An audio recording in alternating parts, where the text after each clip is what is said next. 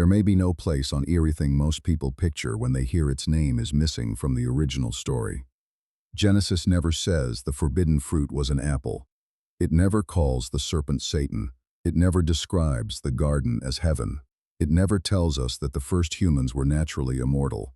And perhaps most strangely of all, it may not even be trying to explain where the human species physically began. For thousands of years, explorers, theologians, archaeologists, artists, and believers have searched for Eden as though it were a vanished country. They have placed it beneath the Persian Gulf, in the mountains of Armenia, beside the Tigris and Euphrates, in Africa, and even beyond the boundaries of the known world. But what if the reason no one has found Eden is not because the clues are too vague? What if Eden was never the kind of place we thought we were looking for? To investigate that possibility, we have to forget the paintings for a moment. Forget the apple, forget the familiar serpent wrapped around a branch, forget the image of two perfectly formed people living in effortless paradise. We must return to the scene exactly as the ancient text presents it, and when we do, the story begins to change. The account does not open inside a lush garden. It opens in an unfinished world. There are no cultivated fields. No crops have grown. Rain has not yet fallen. There is soil, water rising from the earth, and an absence waiting to be filled. The reason given is remarkably practical. There is no human being to work the ground. Then the deity forms a human from the dust. In Hebrew, the language creates a connection that English cannot fully preserve. The human is called Ha-Adam, and the ground is called Ha-Adama. The words echo one another. The human comes from the humus. The earthling comes from the earth. This is not yet necessarily Adam in the modern sense of a personal name. For much of the narrative, the figure can be understood simply as the human, the earth creature, the one taken from the ground. The image is intimate and physical. The human is not spoken into existence from a distance. The human is shaped from material already present, then animated by divine breath. Dust receives breath. Matter becomes life. And from the first moment, the human carries two identities that can never be separated. Something drawn from the earth and something touched by the divine. Only after forming this human does God plant a garden. That detail matters. The text does not simply say that the entire world was Eden. It describes a garden planted in a region called Eden. The garden is within Eden, but Eden and the garden are not necessarily identical. One is a broader territory. The other is a cultivated sacred space placed within it. The human is taken and placed there, but not to live in endless idleness. The human is placed in the garden to work it and to keep it. That is one of the first great surprises hidden beneath centuries of imagery. Eden is not presented as a vacation from responsibility. Work exists before the disobedience. Human purpose exists before pain. The garden requires participation, attention, cultivation, and protection. What changes after Eden is not the existence of work, but its character. Inside the garden, the human works with the earth. Outside it, the human will struggle against the earth. For now, however, the garden is abundant. Trees rise from the soil, beautiful to look at and good for food. Somewhere within this landscape stand two trees that will determine the direction of the entire human story. The tree of life, and the tree of the knowledge of good and evil. The human may eat from the trees of the garden with one restriction. The fruit of the tree of knowledge must not be eaten. The warning is severe. On the day the human eats from it, death will follow.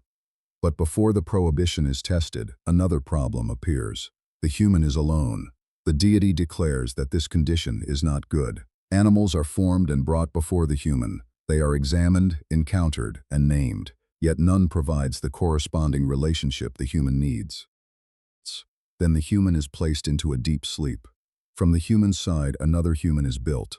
When the two face one another, the language shifts. Now there is Ish and Isha, man and woman, two related terms expressing recognition and kinship.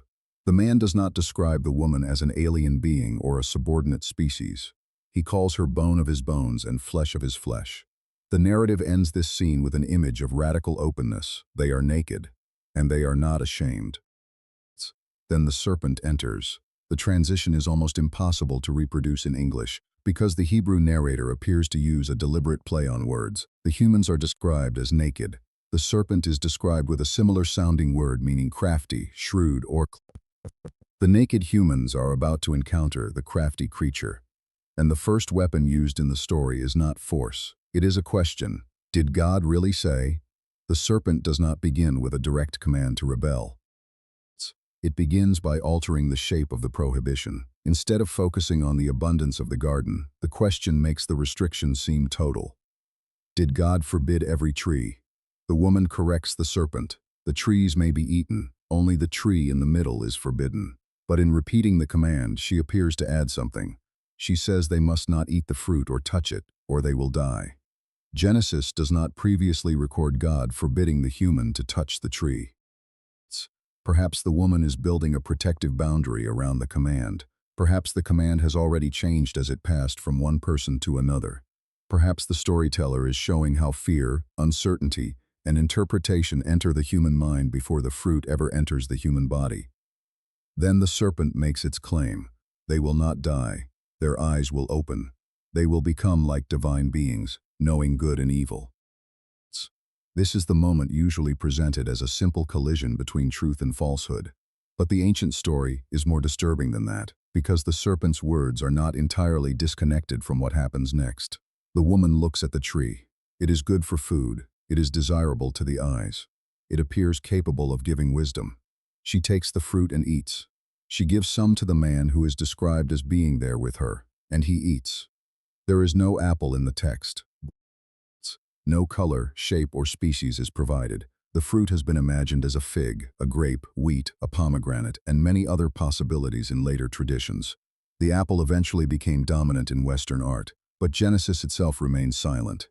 The silence may be intentional. A named fruit could be avoided. An unnamed fruit could become any forbidden object. Immediately the eyes of the humans are opened. That part of the serpent's prediction comes true. But what they see is not divine glory, cosmic knowledge, or the hidden machinery of creation. They see themselves. They realize they are naked. The first result of forbidden knowledge is self-consciousness. The bodies that had existed without shame are now examined from the outside. The humans make coverings from leaves. They have not yet been expelled. No divine sentence has yet been spoken. But psychologically, the garden has already changed. A boundary has appeared between the self and the other. The humans hear God moving through the garden and hide among the trees. This is another reversal. The trees were created as sources of beauty and food. Now they become places of concealment. The garden that once revealed abundance is used to hide fear. God asks the human, "Where are you?" It is one of the most haunting questions in the Hebrew Bible. It may not be a request for geographic information. The human is hiding in a finite garden. The question functions like an invitation to step forward, to explain, to become accountable. The human answers that he was afraid because he was naked. God asks who told him he was naked. Then comes the question the audience already knows must be asked. Has he eaten from the forbidden tree? The human does not begin with confession. He begins with blame. The woman gave him the fruit. But the sentence goes further. It is the woman whom you gave to be with me. Responsibility is pushed in two directions at once, toward the woman and toward God. The woman, questioned in turn, points toward the serpent. The serpent deceived her. No one says so. I chose. And that may be one of the first things the story reveals about the human condition. Knowledge has arrived, but responsibility has not matured with it. The humans can see themselves, but they cannot yet fully face themselves. The serpent is cursed. The woman hears that childbirth and human relationships will now be marked by pain and struggle. The man hears that the ground will be cursed because of him. The connection between Adam and Adamah returns. The human came from the ground. The human was created to serve the ground. Now the ground resists him. It produces thorns. Food will come through sweat. The harmony between earth and earthling has fractured. Finally, the human will return to the material from which he came. Dust returns to dust.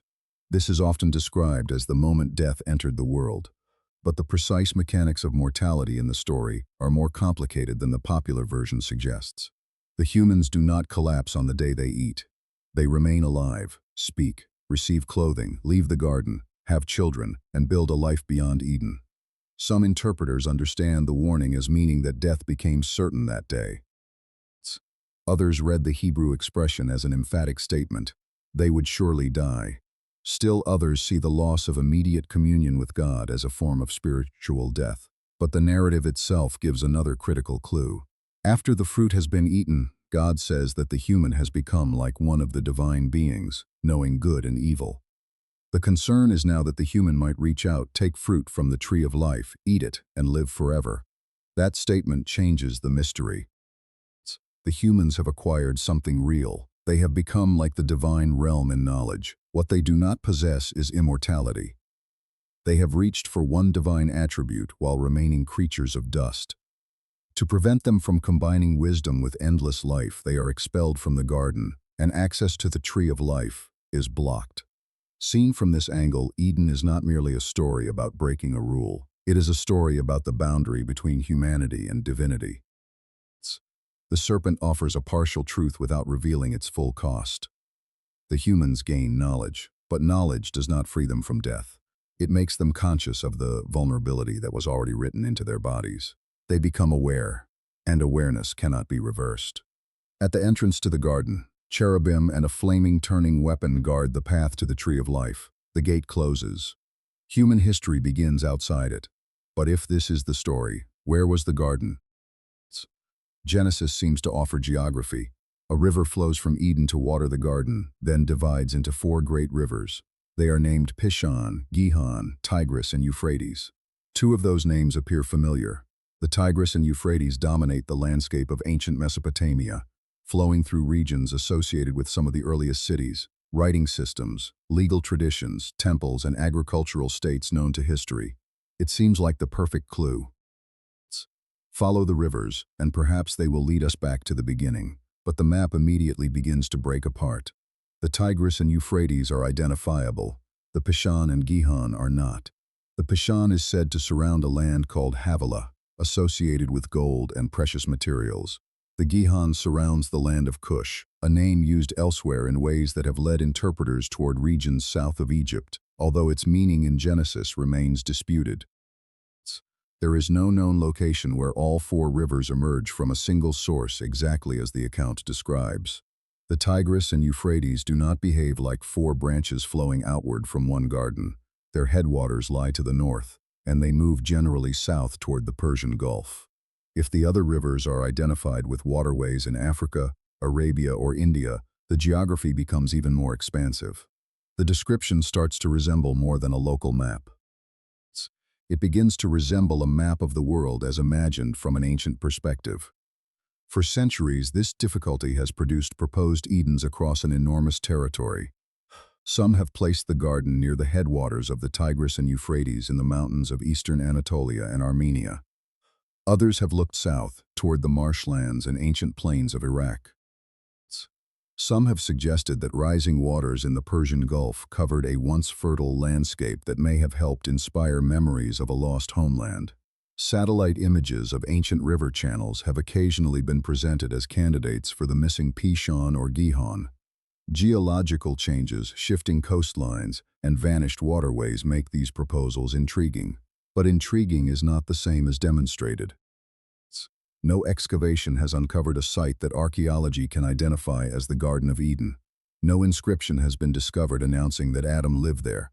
No layer of soil can confirm the presence of a supernatural tree of life. Even the method of searching creates a problem. Archaeology can investigate settlements, tools, food remains, buildings, graves, and environmental change. But Genesis does not provide a date, an ordinary settlement name, a recognizable material culture, or an archaeological signature by which Eden could be tested. A garden inhabited by 2 archetypal humans, containing divine trees and guarded by supernatural beings, does not function like a conventional site report. That does not prove that the story contains no memory of real landscapes. Ancient stories often grow around rivers, mountains, disasters, migrations, cities, and environments their audiences know. The rivers of Mesopotamia almost certainly mattered to the people who preserved the Eden account. Fertility in that region depended on water. Gardens did not appear by accident. They required channels, labor, protection, and political power. To an ancient Mesopotamian observer, a controlled garden could represent civilization itself. Life ordered against heat, drought, dust, and wilderness. Royal gardens displayed abundance. Temple gardens belonged to the sacred world. Orchards offered food, fragrance, shade, medicine, and beauty. A garden watered by a river was not simply a pleasant background. It was an image of life sustained against death. This is where the investigation moves beyond geography and into the cultural world surrounding Genesis. Long before the Eden story reached its final written form, the peoples of Mesopotamia told stories about divine gardens, sacred trees, human limitation, wisdom, serpents, lost plants, and the search for immortality. One ancient Sumerian composition describes Dilmun as a pure and radiant land associated with the gods. In later imagination, Dilmun could appear as a distant, extraordinary place connected with life and abundance. Archaeology identifies historical Dilmun with a civilization centered in the Persian Gulf region, particularly Bahrain and nearby areas. But the mythic Dilmun was more than an ordinary political territory. It occupied the space where geography and sacred imagination meet. There are also striking echoes in the Epic of Gilgamesh. Gilgamesh is a king who possesses immense strength but cannot escape grief. After the death of his companion Enkidu, he becomes terrified of his own mortality. He journeys beyond the familiar world seeking the secret of endless life. Eventually, he learns of a plant capable of renewing youth. He obtains it, but before he can use it, a serpent takes the plant away. Gilgamesh returns home without immortality. The resemblance to Eden is not exact. The characters, plot, theology, and moral structure are different, but the shared constellation is difficult to ignore. Humanity reaches toward life without end. A plant stands near the possibility of renewal, and a serpent becomes involved in the loss. Another part of Gilgamesh may be even more revealing. Before Enkidu enters civilization, he lives among animals. He eats with them, drinks beside them, and moves through the wild as one of them. After an encounter with a woman, he becomes changed. The animals withdraw from him. He gains understanding, he puts on clothing, he enters the human world again. This is not the Eden story. But both narratives explore a boundary between animal existence and human consciousness.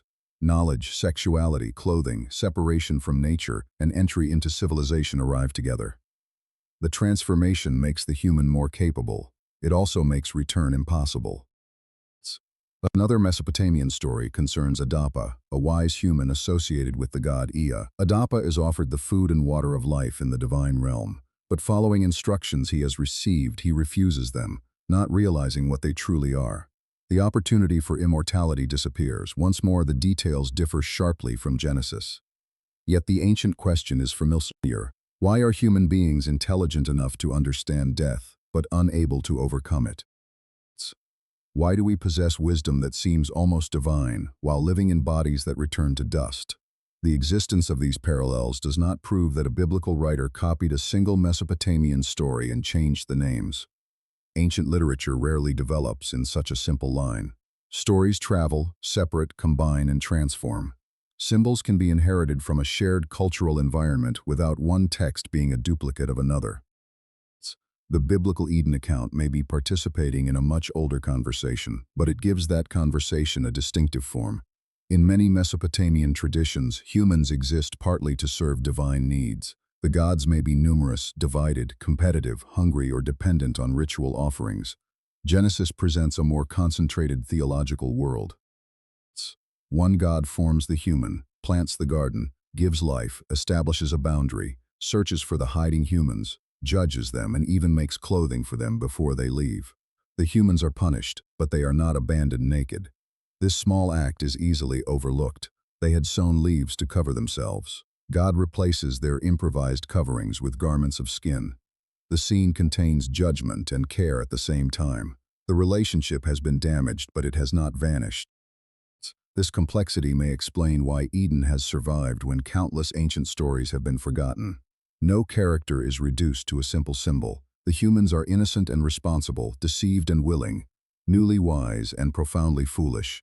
The serpent is insightful and misleading. Knowledge is desirable and dangerous. Work is a calling and a burden. The garden is generous, but it has a boundary. Even God's role has provoked centuries of questions. Why place the forbidden tree in the garden at all? Why create a serpent capable of challenging the command? Why prohibit knowledge if knowledge makes humans more like the divine? Why warn of death in a way that the serpent can dispute? Why allow the test to occur when the consequences will reach far beyond the two people involved? The text does not close these questions, it creates them, and that may be part of its power. A simple moral tale would eliminate ambiguity.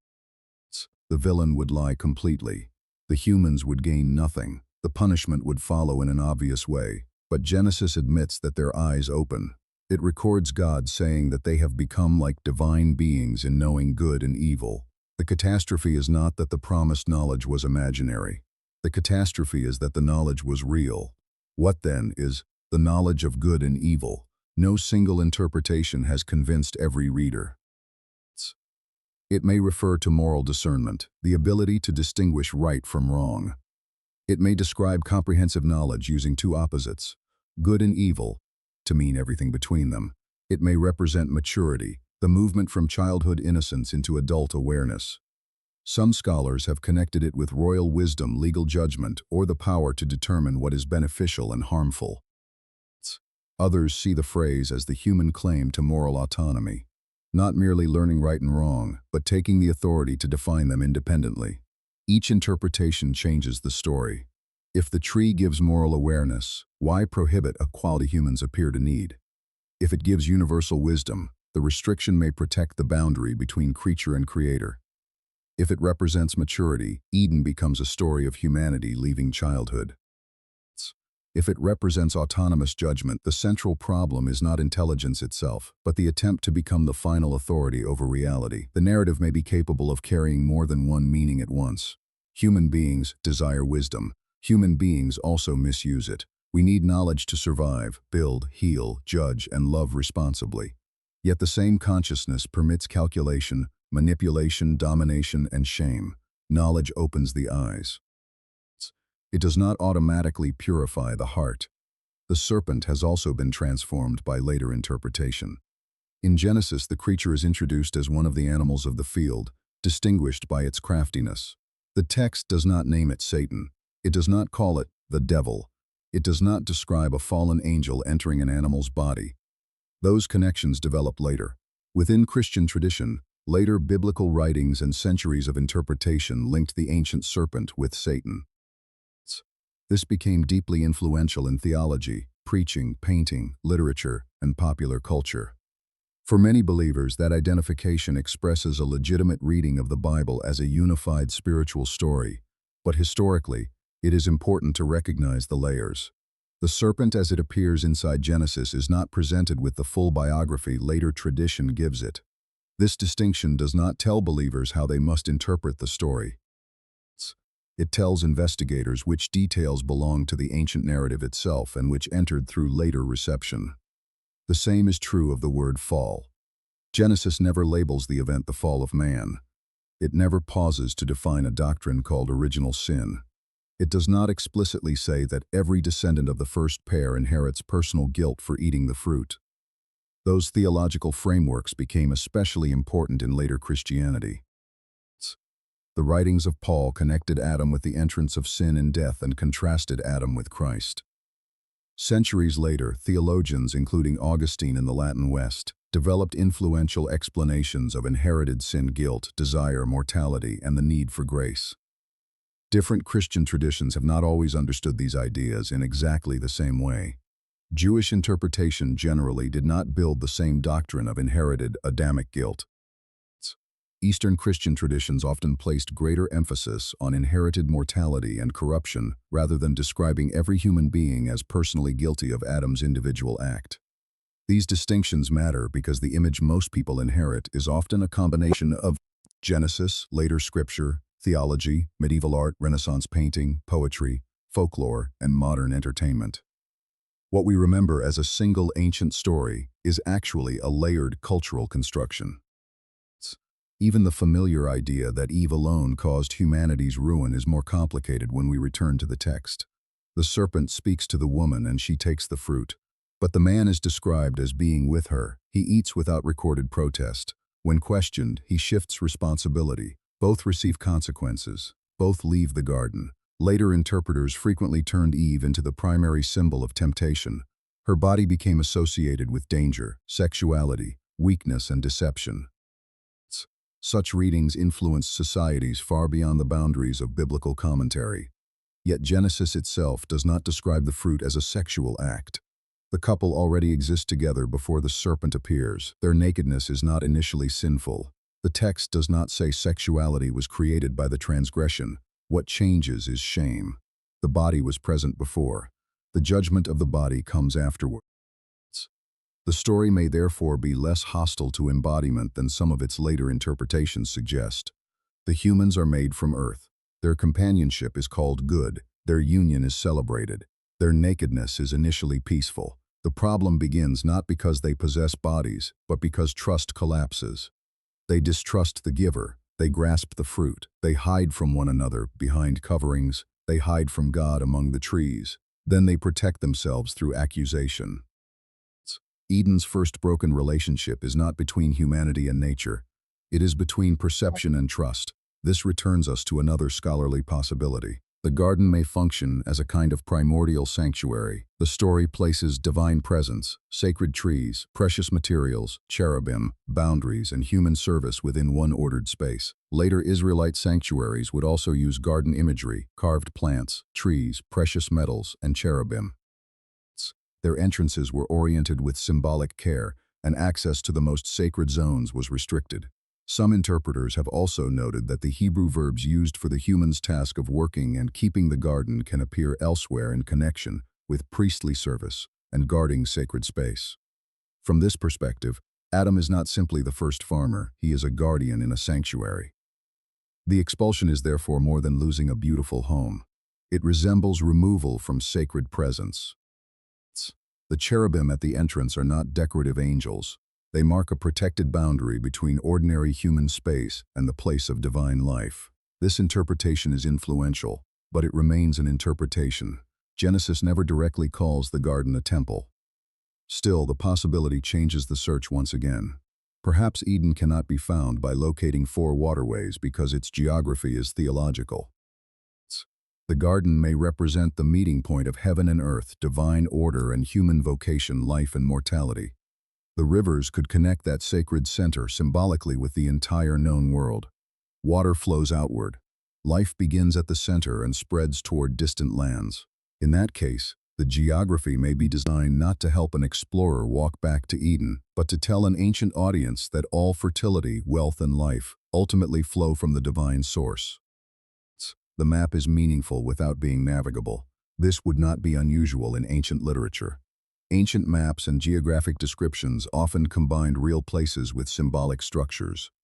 Known rivers could stand beside distant lands, idealized boundaries, cosmic mountains, or regions no traveler could verify. The presence of the Tigris and Euphrates therefore does not automatically make Eden an ordinary location any more than the presence of Jerusalem, in a prophetic vision, makes every detail of that vision architectural. Real geography can carry symbolic meaning. Symbolic geography can preserve real memories. The two are not always enemies, but modern readers often demand that the story choose one category. Either Eden was a scientifically identifiable place, or it was meaningless fiction. Either Adam and Eve were a biological pair documented by genetics, or the narrative has nothing to say about human origins. The ancient text may refuse this choice because it was not written inside our modern categories. Science asks how Homo sapiens emerged through biological history.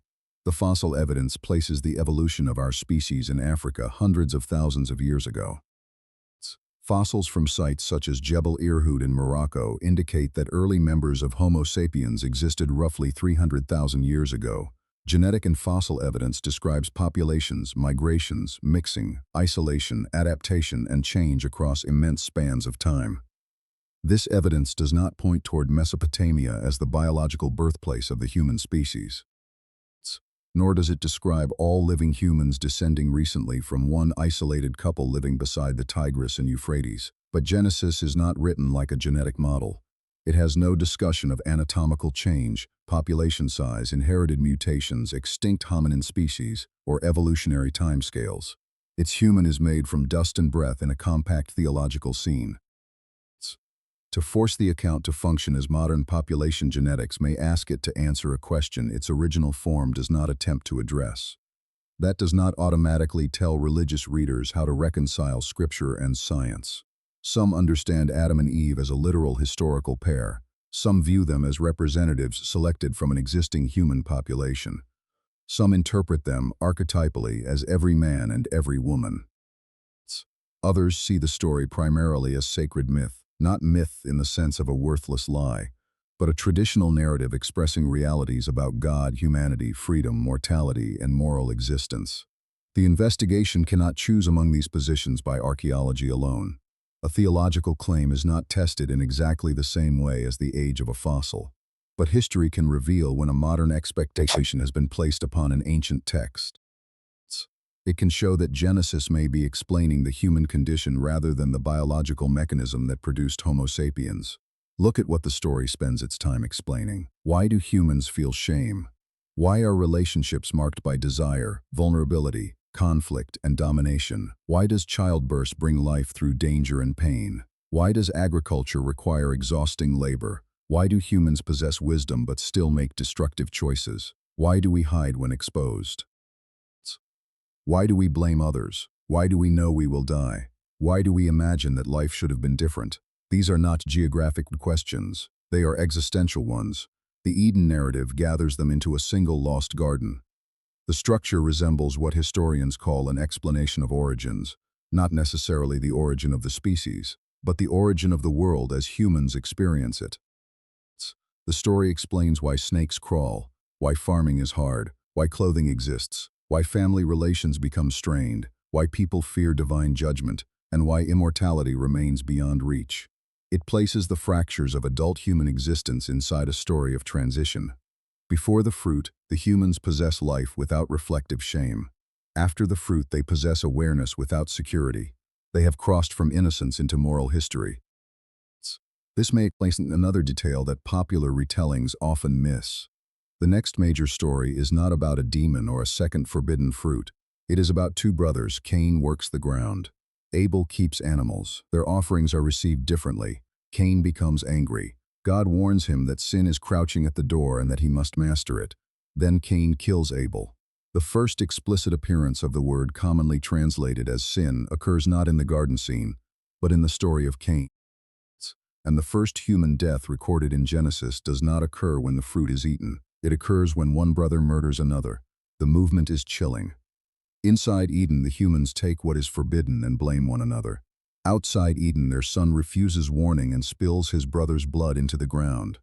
The earth that formed humanity now receives human blood. The fracture expands from desire to shame, to accusation, to violence. Cain is driven farther east. Humanity moves farther from the garden. This suggests that Eden may not be the complete account of human evil. It is the opening of a pattern. The fruit introduces knowledge and estrangement, but the consequences unfold through choices made by later people. Genesis does not allow Cain to say that Adam forced him to murder. He is warned. He acts. He is judged. Personal responsibility remains. The story, therefore, holds inherited condition and individual choice in tension. Humans are born into a world already outside Eden, but they continue to create new exiles through their own actions. That pattern may be one reason Eden still feels modern. Every generation inherits conditions it did not choose. Bodies that age, societies shaped by old conflicts, inequalities created before anyone living was born, environments altered by previous decisions, fears passed from parent to child. But inherit sense does not eliminate responsibility. We receive the world outside the garden, then we decide what kind of world we will build there. For some readers, Eden is the memory of a real sacred beginning. For others, it is a theological drama about freedom. For others, it is an ancient wisdom story constructed through engagement with the myths and symbols of the Near East. For others still, it is a psychological portrait of the moment self-awareness becomes shame. These interpretations can disagree profoundly, yet they converge around a striking observation. The story is not mainly interested in proving that the garden existed. It is interested in explaining why we feel its absence. Human beings have repeatedly imagined a lost age, a time before violence, exhausting labor, hierarchy, illness, alienation, and death. Ancient Greeks spoke of a golden age. Mesopotamian texts imagined extraordinary lands connected with divine favor. Later religious visions looked toward restored gardens, renewed creation, and trees of life. These traditions are not identical, and similarity alone cannot prove that they preserve a single historical event. But they reveal a recurring human intuition. The world is beautiful, and yet something is wrong. We experience love, abundance, knowledge, birth, creativity, and moments of profound connection. At the same time, every relationship is vulnerable. Every civilization decays. Every body weakens. Every achievement is temporary. We live among traces of paradise and evidence of exile. Eden gives that contradiction a location, then it closes the gate. Perhaps that is why attempts to locate the garden never disappear. The search is not only archaeological, it is emotional. To find Eden would seem to prove that loss has an address, and if loss has an address, perhaps return has a road. But the story places cherubim at the entrance and turns the flaming weapon in every direction. No human expedition returns. No map in Genesis describes a path back. The rivers flow outward from Eden, but the human journey moves east, away from it. There is no command to rediscover the garden. There is only the task of living outside it. That may be the greatest misunderstanding of all. Eden is often imagined as the beginning of human civilization. But civilization begins after Eden. Farming under hardship, childbirth across generations, sibling rivalry, cities, music, metalwork, conflict, and law all emerge beyond the garden's boundary. Eden is before history. History begins with exile. The garden may not describe where humanity started biologically. It may describe the boundary humanity can remember but never cross backward, the boundary between unconscious innocence and moral awareness. A child can become an adult. An adult cannot return to being a child by walking to the place where childhood happened. Once the eyes open, innocence cannot be restored through ignorance. Perhaps the only possible restoration would have to move forward, not backward, not by losing knowledge, but by learning how to use it without domination, deception, and blame. This may explain why later biblical visions do not merely repeat Eden, they transform it. The tree of life reappears in prophetic and apocalyptic imagery. Water again flows from sacred space. Barren land becomes fertile. Humanity's story is imagined not simply as a return to the first garden, but as movement toward a renewed creation in which knowledge and life are no longer enemies. The ancient gate remains closed behind humanity. Hope is placed ahead. Whether one receives that hope as theology, symbol, or poetry, the narrative direction matters. The answer is not to become unaware again. The answer is to become wise without becoming cruel. To become powerful without claiming to be gods. To recognize nakedness without turning vulnerability into shame. To work the ground without destroying it. To accept mortality without allowing fear of death to consume life. And to face the question, where are you, without hiding behind another person. So was the Garden of Eden the physical place where the human species began? There is no archaeological evidence capable of demonstrating that conclusion. The known evidence for Homo sapiens points toward a long evolutionary history rooted in Africa, not a recent biological origin in a Mesopotamian orchard.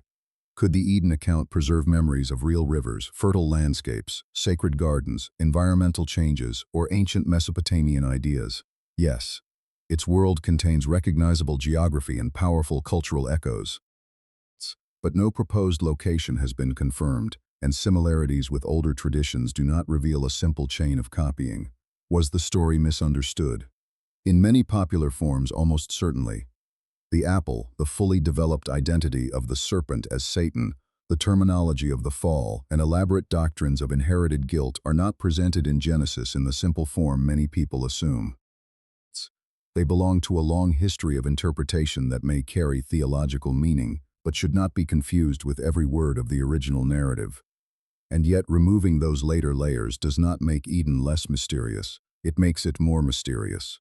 The serpent speaks partial truth. The humans gain real knowledge. God acknowledges their transformation. The punishment is mixed with protection. The garden is a workplace as well as a paradise. The humans are not expelled merely because they know too much, but because knowledge combined with immortality would erase the boundary between human and divine. The story does not condemn curiosity in a simple way. It asks whether wisdom taken without trust can ever become true wisdom. It does not say the body is evil. It shows the body becoming a source of shame after relationship collapses. It does not portray death as a distant philosophical problem. It places the knowledge of death inside the moment human consciousness awakens. Perhaps Eden was never intended to be the answer to the question, where did the first people live? Perhaps it was meant to confront a more unsettling question. When did humans become the kind of beings who could recognize good, choose evil, understand death, imagine eternity, and blame someone else for the consequences? The answer may not be hidden beneath the Persian Gulf. It may be repeated in every human life. Every person enters a world they did not create. Every person receives boundaries. Every person desires what lies beyond them. Every person eventually discovers vulnerability, responsibility, loss, and death. And every person must decide what to do after the eyes are opened. That is why Eden remains with us. Not because we remember its coordinates, but because we recognize its gate. We encounter it whenever knowledge costs us innocence, whenever shame makes us hide. Whenever desire convinces us that one forbidden thing will complete us, whenever we damage trust and then search for someone else to blame, and perhaps we encounter the possibility of restoration whenever we do the opposite, whenever we step out of hiding, accept responsibility, protect the vulnerable, cultivate rather than consume, and choose truth even when truth exposes us. The Garden of Eden may be a lost location, a sacred memory, a literary sanctuary, a theological archetype, or some combination of all these things. The evidence cannot force every reader toward one conclusion. But the story's final question may not be asking us where Eden was. It may be asking what humanity became after leaving it. We have built cities, crossed oceans, mapped the genome, split the atom, and looked back toward the beginning of the universe. We have acquired knowledge that ancient storytellers could scarcely have imagined. Yet the old problems remain. We still hide, we still blame, we still reach for life without end.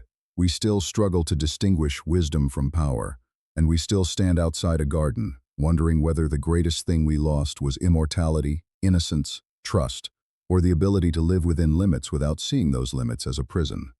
Maybe Eden was the place where human life began. Maybe it was the place where innocence ended, or maybe it is the story of a moment that has never ended at all. What do you believe the Garden of Eden represents? A real location erased by time, a sacred account of humanity's first disobedience, or an ancient mirror showing us what it means to become human? Share your perspective in the comments. And subscribe to The Last Belief, where we continue investigating the mysteries of history, religion, culture, and the greatest unanswered questions of the human story. Because sometimes the beliefs we inherit are only the beginning of the investigation.